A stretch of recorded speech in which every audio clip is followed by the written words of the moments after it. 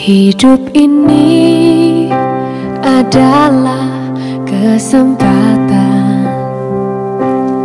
Hidup ini untuk melayani Tuhan. Jangan sia-sia. Sebelum mendengarkan firman Tuhan hari ini, kita sama-sama berdoa. Bapa yang baik yang bertahta dalam kerajaan surga, kami mengucap syukur Tuhan buat berkat yang boleh kami rasakan hingga saat ini. Tuhan, pada kesempatan ini kami akan mendengarkan audio kita bilangan. Kiranya firman-Mu ini boleh menjadi berkat bagi kami dan nama Tuhan yang dimuliakan. Kiranya Tuhan memberkati kami dalam kehidupan kami. Mohon ampun dosa pelanggaran kami, karena kami berdoa dalam nama Yesus yang menebus kami dalam dosa. Amin. Raja negeri Arad, orang Kanaan yang tinggal di tanah Negeb, mendengar bahwa Israel datang dari jalan Atarim, lalu ia berperang melawan Israel, dan diangkutnya beberapa orang tawanan daripada mereka.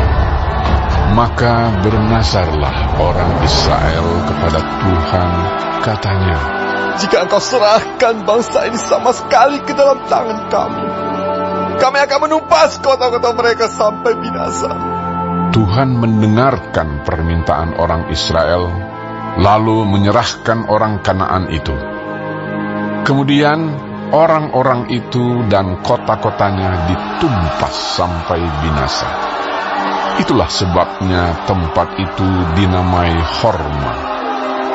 Setelah mereka berangkat dari gunung Hor, berjalan ke arah Laut Teberau untuk mengelilingi tanah Edom, maka bangsa itu tidak dapat lagi menahan hati di tengah jalan. Lalu mereka berkata-kata melawan Allah dan Musa. "Mengapa kamu memimpin kami keluar dari Mesir, supaya kami mati di padang gurun ini? Sebab di sini tidak ada roti dan tidak ada air, dan akan makanan hambar ini kami telah muak." Lalu Tuhan menyuruh ular-ular tedung ke antara bangsa itu yang memagut mereka, sehingga banyak dari orang Israel yang mati. Kemudian datanglah bangsa itu mendapatkan Musa dan berkata, "Kami telah berdosa, sebab kami berkata-kata melawan Tuhan dan Engkau. Berdoalah kepada Tuhan, supaya dijauhkannya ular-ular ini daripada kami." Lalu Musa berdoa untuk bangsa itu. Maka berfirmanlah Tuhan kepada Musa, "Buatlah ular tedung, dan taruhlah itu pada sebuah tiang.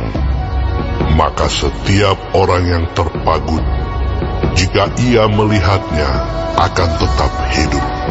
Lalu Musa membuat ular tembaga dan menaruhnya pada sebuah tiang.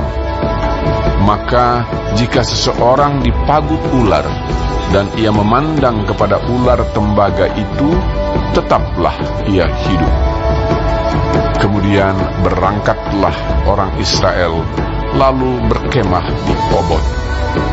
Berangkatlah mereka dari Obot, lalu berkemah dekat reruntuhan di Abarim, di padang gurun yang di sebelah timur Moab.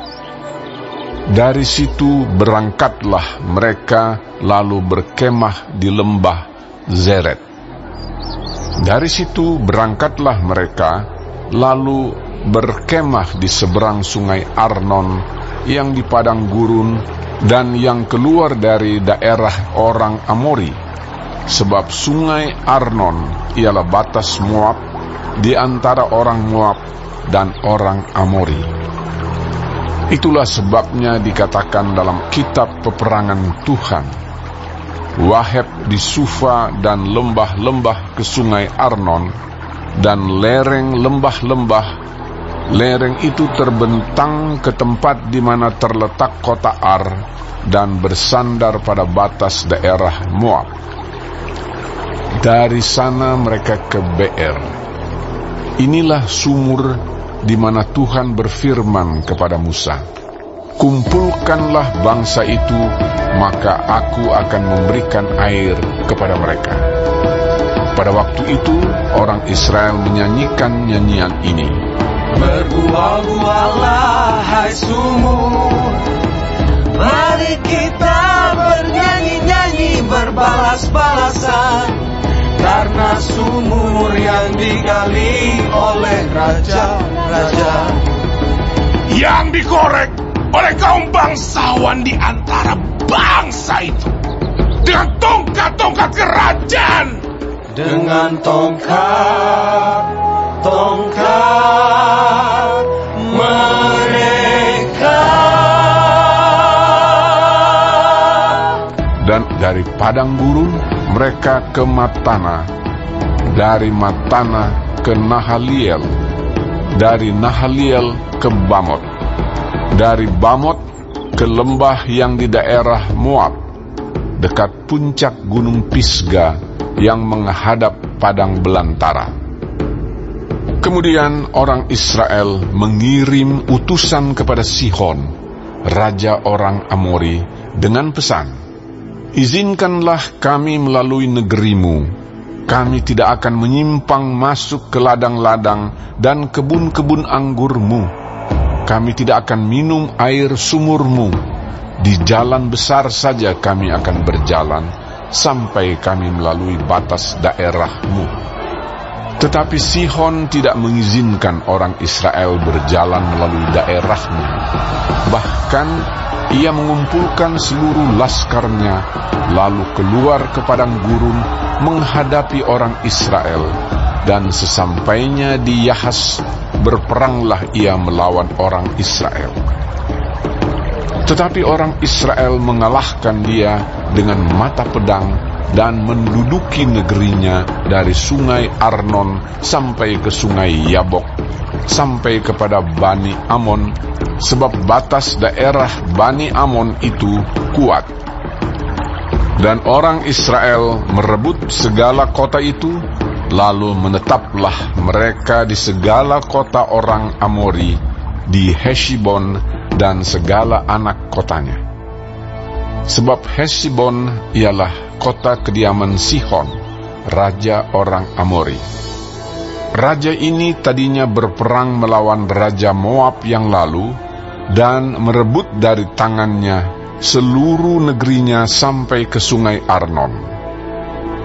Itulah sebabnya penyair-penyair berkata, "Datanglah ke Heshbon, baiklah dibangun dan baiklah diperkuat kota kediaman Sihon itu.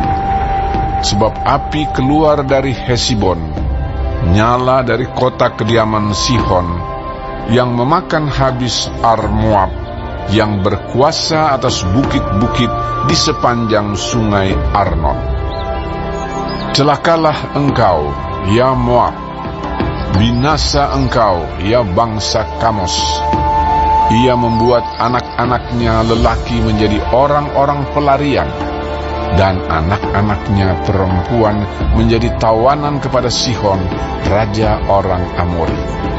Kita telah menembaki mereka, Heshbon binasa sampai ke Dibon, dan kita menanduskannya sampai ke Nofah, yang terbentang sampai ke Medeba.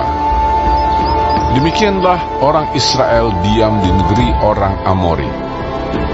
Setelah Musa menyuruh orang mengintai kota Yazer, mereka merebut segala anak kota Yazer dan menghalau orang-orang Amori yang ada di situ.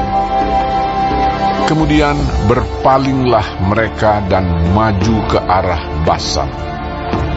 Lalu Og, raja Basan, beserta segala rakyatnya maju ke Edrei menjumpai mereka untuk berperang. Tetapi Tuhan berfirman kepada Musa, "Janganlah takut kepadanya, sebab aku menyerahkan dia dengan seluruh rakyatnya dan negerinya ke dalam tanganmu. Dan haruslah kau lakukan kepadanya seperti yang kau lakukan kepada Sihon, raja orang Amori, yang diam di Hesibon. Maka mereka mengalahkan dia dan anak-anaknya dan seluruh rakyatnya, sehingga seorang pun dari mereka tidak ada yang dibiarkan terlepas. Lalu mereka menduduki negerinya. Baik, sebelum mengakhiri firman Tuhan hari ini, kita sama-sama berdoa. Bapa kami yang di surga, dikuduskanlah nama-Mu. Datanglah kerajaan-Mu. Jadilah kehendak-Mu di bumi seperti di sorga. Berikanlah kami pada hari ini makanan kami yang secukupnya, dan ampunilah kami akan kesalahan kami, seperti kami juga mengampuni orang yang bersalah kepada kami. Dan janganlah membawa kami ke dalam pencobaan, tetapi lepaskanlah kami daripada yang jahat, karena Engkaulah yang empunya kerajaan dan kuasa dan kemuliaan sampai selama-lamanya. Amin. Terima kasih pemirsa telah mendengarkan firman Tuhan hari ini. Sampai ketemu besok hari. Terima kasih. Tuhan